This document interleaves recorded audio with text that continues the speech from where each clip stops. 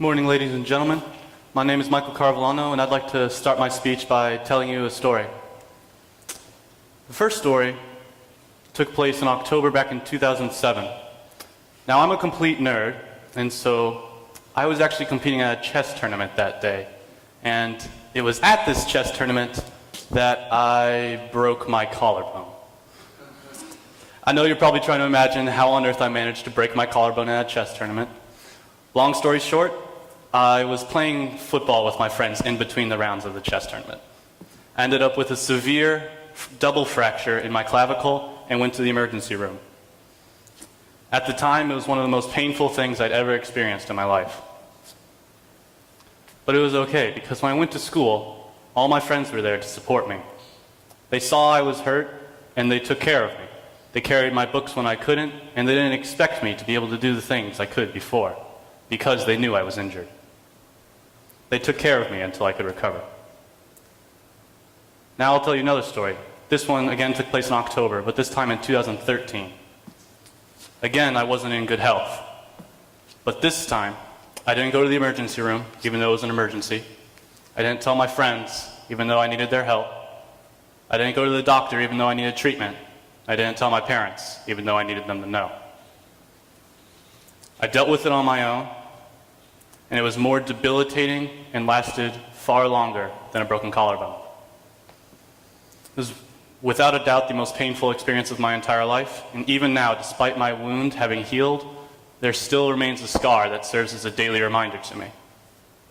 This time, though, it wasn't my body that was injured, but my mind.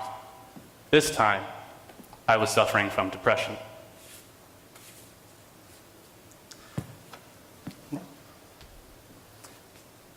After struggling with the condition for more than a month, I finally told my parents and got the treatment that I needed. I went to the doctor, and it was at the doctor that I was diagnosed with severe depression. Let me tell you firsthand that depression is not sadness. It's not here one day and gone the next. Depression is an illness. It is an illness that gets inside your head, and it doesn't just change the way your mind works, but it physically alters the very structure of your brain.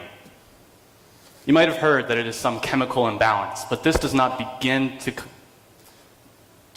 describe the complexity of the situation. For years, we've relied on treatments that alter the level of neurotransmitters in our brain, such as serotonin, norepinephrine, and dopamine, to help with the symptoms of depression. Yet in recent years, scientists have begun to notice that neurogenesis plays a much larger role than previously believed. Neurogenesis is the regrowing of brain cells in the brain. The hippocampus is the region of the brain that is most commonly associated with memory and emotions, while gray matter is the portion of the central nervous system that has nerve cells and nerve connections. When brain scans are taken of people with depression, there is a noticeable and measurable decrease in the size of the hippocampus. On average, there's 20% less gray matter in this region of the brain of those suffering from depression. The smaller hippocampus means that there are less serotonin receptors, which is one of the major neurotransmitters that allows communication throughout the brain. This is not just someone feeling sad. Sadness is normal. Grief is normal. Mood swings are normal. Depression is not normal. Depression is a mental illness. I'm guessing many of you are familiar with this creature. This is a Dementor from the Harry Potter series. J.K. Rowling, the author of Harry Potter, based the Dementors off her own real-life experiences with depression. The Dementor is described as being one of the foulest creatures on Earth. If you get too close to a Dementor, it will suck every good feeling, every happy memory, every iota of joy out of you, and leave you an empty and soulless creature with nothing but the very worst experiences from your life. Of course, Dementors are fictitious, but depression is real and is even more dark and dangerous. Yet those who are tormented by this real-life dementor hide it away for fear of this stigma of what other people might say. It's the stigma that keeps these people silent. It's the thoughts of people saying, oh, you're just being weak. Oh, suck it up, get over it. Imagine saying these things to someone suffering from cancer or a broken bone. It's terrible to even think about, yet we say these things every day to people who are afflicted by a disease more prevalent than cancer, more prevalent than heart disease, HIV, or AIDS. Depression is the 8th leading cause of death in the United States. More people take their lives due to depression than die in car accidents. More die by suicide than by homicide. And in modern times, depression claims more lives than war, murder, and natural disasters combined. Every 30 seconds, somewhere around the world, someone takes their life as a direct result of depression.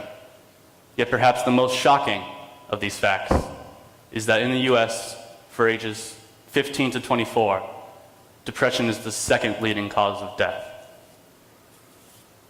Yet there are no large-scale fundraisers or organized walks or people wearing wristbands to show their support for those affected. More than 30% of people in the US will suffer from depression at some point in their life. 30%. Yet only 1 in 5 of those will ever seek help. We have made depressed people the enemy rather than depression. We neglect or even reject people who suffer from this illness. And this stigma only feeds depression, making it even more caustic. It is our responsibility to change the way that we as a society view this illness. It is our responsibility to make depression the enemy, not the depressed. I'm very grateful that I talked to my parents that day about my depression, and I'm happy to say that I received the treatment that I needed because of it, and I'm healthy now. I hope that someday, people who suffer from depression can openly discuss their illness without the fear or the stigma. That friends and family can show their support, just like with any other who are afflicted by a different disease. I hope that by sharing my experience with you today and by spreading awareness about this illness, that we have come one step closer to changing how we as a society view depression. Thank you.